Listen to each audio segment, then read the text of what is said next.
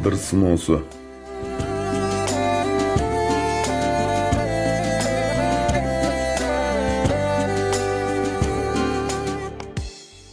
Бир тааныш эжемдин ооруп калганын угуп, сурап коеюн деп ооруканага барып калдым.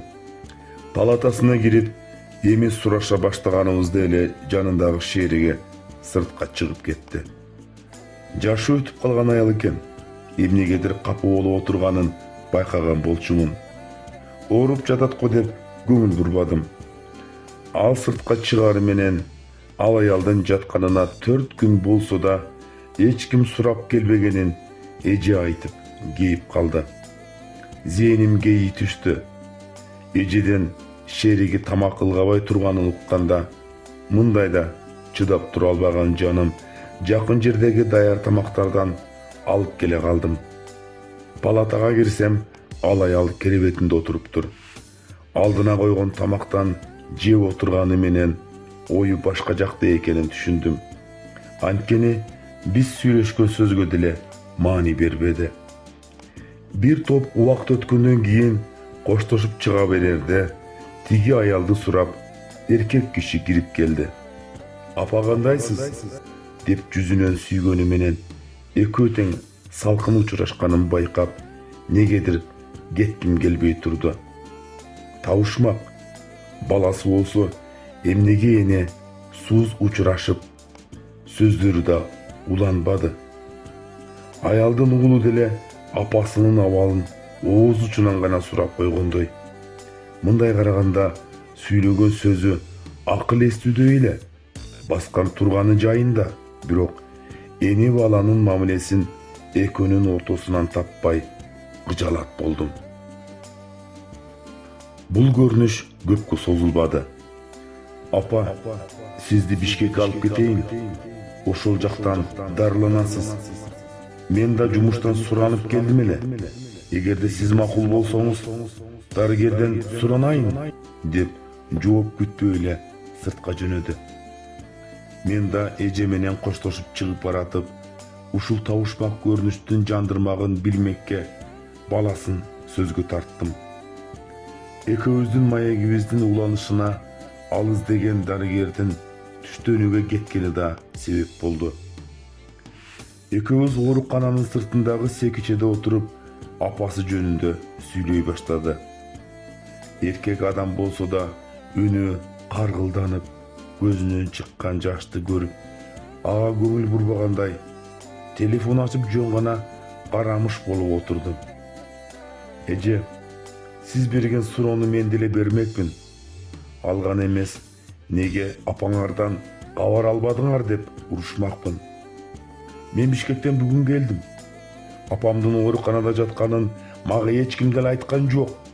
Кокус эле бирөөдөн угуп калдым. Кантсе да бир үйдө жашадык эле. Сурап коюшум керек деп келдим. Мындайча айтканда, ал аял менин өгөй апам. Бул жакта өзүнүн баласы деле бар, бирок кабар албаптыр. Менин башымдан өткөн күндө душманыма да каалабайм. Кектели сактабасам да жүрөккө терең батып калган экен, унутулбайт. Өз апамдан айрылганда мен 7 жашта элем. Апам байкуш төрөттөн каза болуп калган. Көп узабай атам ушул аялга үйлөнгөн. Ээрчитип келген уулу менден 1 жаш кичүү эле. Кийин бир карындаштуу болдум. Атам бул аялды үйгө алып келгенде, чынын айтайын, аябай сүйүнгөнмүн. Кийимимди атамдын жакын карындашы жууп берип, тамакты ошол жасап берсе, үйгө көтөрүп келип атам экөөбүз жеп алчубуз. Кийинчерээк эжебиздин мамилеси өзгөрө баштаганын байкап, баргандан да коркуп калган элем. Кийимимди чечип жатып, мынча кир кылып жатасың, этият кылбайсыңбы? Деп булкуп салганын көрүп, өзүм эле жууй берейин деген күндөр да болду. Тамакка барсам, мен сен эле тикте отурат дейсиңби? Даярына жетип келбей күтүп тур, деп заарканып кыйкырганда, кайра баргандан коркуп, үйдө бар нерсе менен тоюп алчумун. Бир күнү эжебиз ачууланып сүйлөнүп, табагын көтөрүп келиптир. Даяр тамақты да алып кете албай қалдыңбы? Деп ағасына арызданып баштады. Анан мени жамандады. Ушул түрү менен мени коркутуп тамакка барбайт, кийимин өзү шашып жууп, жайып коюптур дегенде эле атам карындашына чөчтүбү, же мага жини келдиби, айтор сабап таштады. Көпкө чейин үйдөн чыкпай жүрдүм, бетимдеги көп ала тактардан уялып. Анан ушул аял келгенде сүйүнгөнүмдүн себеби да ошол эле.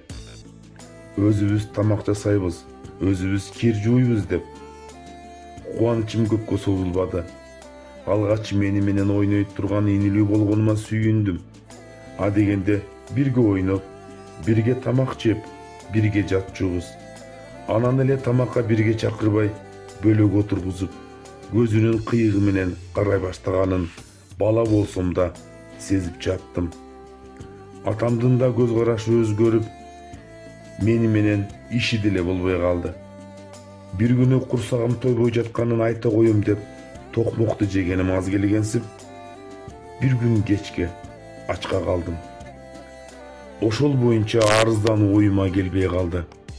Кемсинтүүгө, токмокко көнө баштадым. Мектепке бир жыл кеч барганым үчүн үйдөгү иним менен бир класста окуп калдым.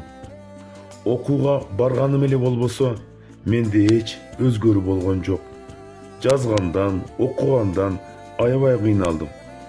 Анын үстүнө үйгө келгенде эле мени мал сарай күтүп турчу. Мал карайм, тазалайм. Кокус ишимди бүтүп үйгө кирсем, уруш укчумун. Андан көрө атам келгенче деп сарай жакта жүрө берем. Сабак кармак кайда? Үйгө көмүр, отун көтөрүп кирип, энимдин апасы экөө сабак даярдап жатканын көрүп калам. Амага эч ким жардам деле бербейт. Мектепте бара-бара келеке кылышчу. Кээбилери мени уруп кетчү. Алардан өзүмдү коргоп, же ыза болгонумда аларга кол кайтарып койсом мугалимдер баш болуп, ата-энелер талкуулап жатып калышчу. А мени эч ким коргободу. Атамды мектепке чакырып, мени жамандашканда, үйгө баргандан коркуп, көчөдө жүрө берчү болдум. Ошентип тигиним мектептен мактоо баракчасын алып келгенде үйдө чоң майрам болду. Атам, апам эле эмес, аны жууп ичип отургандардын баары энимдин келечегин көзү ачыктай эле баалап коюшту. Атам, менин профессорум деп кайра-кайра кучактап, чөнтөгүнө акча салып жатты. Менин ыза болгонумду айтпа. Күндө эрте менен акча берип узатат. А мен томсоруп кала берем. Анысы аз келгенсип, мени уят кылгандан башкага жарабайсың деп жекире тиктегенде көздөн кайын болгончо шашам. Кийин менин бар экеним унутула баштады. Эрте менен тепки менен ойгоном. Көзүмдү ушалаган боюнча малды сарайдан чыгарганы жөнөйм. Энимди атам машинага салып мектепке алып кетет. Алда жөнгөтпөй мага карап, келекелеп тилин чыгарып коет. Атам анын кылыгына кошулуп каткырып күлүшөт. Бул абалыма да көнүп бараттым. Бир гана кошуна эже мага көңүл буруп боор ачыган болот. Ал эженин үйүндө нан жапканы бизге көрүнүп турчу. Кадимкидей ыйлачумун. Анткени апам да нан жапканда экөө бирге чай ичип калышчу. Ошону эстеп ыйладым. Эже бир жолу мени көрүп, чакырып, колтугума бир нанды кыстарып койду. Сүйүнгөнүмдөн ыйлап жибердим. Ыйлаба, сен да эртең эле чоңоёсуң. Бул күндөр да өтөт. Апа болбо, ыйлаба десе, жылуу сөзгө ан сайын шолоктодум. Мал сарайга өтүп, эми нанды сугунуп жей баштаганымда өгөй апам баарын көрүп турган экен. Жөн эле ит сабагандай сабады. Колумдагы нанды итке ыргытты. Кызыктын баары атам келгенде болду. Мени коңшу аялдан нан сурап жептир дегенди угуп, атам чыбык менен чыпылдатып, сөгүп да, чаап да жатты. Эртеси турсам, өзүмдү тааныбайм. шишип көөп кеткен бетимде тамтык. Мектепке барбай калганыма ичим деле ачышпай калды. Атам айтмакчы, баары бир башым иштебейт. Кийин Алмаздын үйдөгүнүм малын карап бересиң деп мыскылдап калышчу.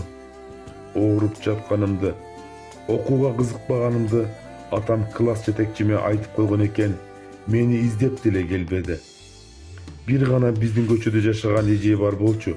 Ошол аркылуу кабар жетиптир, бирок атамдан айбыгып эч ким деле аралашууну каалабаптыр. Ошентип тагдырдын өгөй баласы экенимди чоңойгонду да сезип жаттым. Мектептен эптеп документ алып, кесипчилик окуу жайга кирип кеттим. Анан армияга бардым. Келсем, Алмазга үй салышыптыр. Жогорку окуу жайда окуп жатыптыр. Жакында үйлөнө турганын уктум. Анан да мага өздөрү айтпай, тойго жеткидей отун даярдап коюшумду эскертишкенде билдим. Армиядан келгеним үйдөгү карындашыма да жакпады. Ачууланып чыр чыгарат. Атамдарга арызданган экен, ал менин дагы эле оңгол электигимди айтып, башын оорутуп жатканымды айтып чыгып кетти. Мага башка тандоо жок эле. Кийимимди көтөрүп үйдөн чыгып кеттим. Ушул боюнча 3 жыл каттабай жүрүп, бир күнү кабар алганча барып, үйлөнө турганымды айттым. Сөз жок, мелтиреген тынчтык. Түшүнүктүү деп кайра борборго келе бердим. Мага Кудайдын боору ооруганго жакшы кайын журтка туш келдим. Кызы менен сүйлөшүп жүргөнүмдө эле үйүнө чакырып, мени купулуна толгонумду айтып, батасын берген. Бир гана өкүнүчтүүсү, эр жетип калган баласы казы болуп калып, эми карлыкты силердин колуңарды өткөрөм, оор көрбөй турган болсоң деп ыйласа, жетим өскөн жаным көзүмдөн жаш куюлуп, кучактап алып ыйладым. Ошентип кайын журт жакта жашап калдым. Азыр 3 кыз, 1 уулум бар. Кайненем балдарымды карап үйдө. Аялым экөөбүз иштейбиз. Баары жакшы, Кудайга шүгүр. Бул жакка көп келбей калдым. Атам өлгөндө келип, өз парызымды аткарып жерге бердим. Баягы атам үйрүлүп баккан Алмаз инем, ата сеники, каалаганда көмүп ал деп шаардан келген да жок. Үйдү карындашыма өткөрүп беришкен болчу. Ал сатып жибериптир. Бүгүн барсам, айдоо жер кылып коюптур жаңы кожоюну. Каңгырыгым түтөп, апамдан жапкан жерде көпкө ыйлап отурдум. Кечирим сурадым. Анын баскан издерин менин бала чакам баспады. Мен очогун түтөтүп отурбадым деп. Алмазды издеп үйүнө барсам, келинчеги чыгып, ал жаткан жерди көрсөтүп, апасы экөөнү кууп чыкканын, жакында бир отолок кууп чыгарын айтып, үйүнө кирип кетти. Атам салган үйдө карындашым сатып жибергени, эми бул үйдө да адамча жашай албаганы зээнимди кейтти. Апамды өгөй болсо да алып кетип карайын деген оюм ошондон улам болду. Келини карабайт, баласы иши да жок. Атам айткандай, окутса да профессор болбоду. Мени адам болбойсуң деп жүрчү эле, бирок адам болгонума ыраазымын. Эч кимден өч алайын деген ой жок. Жөн гана боорум ачып айтып жатам. Апамдын дароо жооп айтпаганын деле түшүнүп турам. Калайын десе каралбай калат. Мени менен кете берейин десе өзү деле уялып жатат. Бир кезде мага жасаган мамилесинен. Бирок таштай албайм. Кароосуз калат. Бишкекке алып кетем деп эле келдим.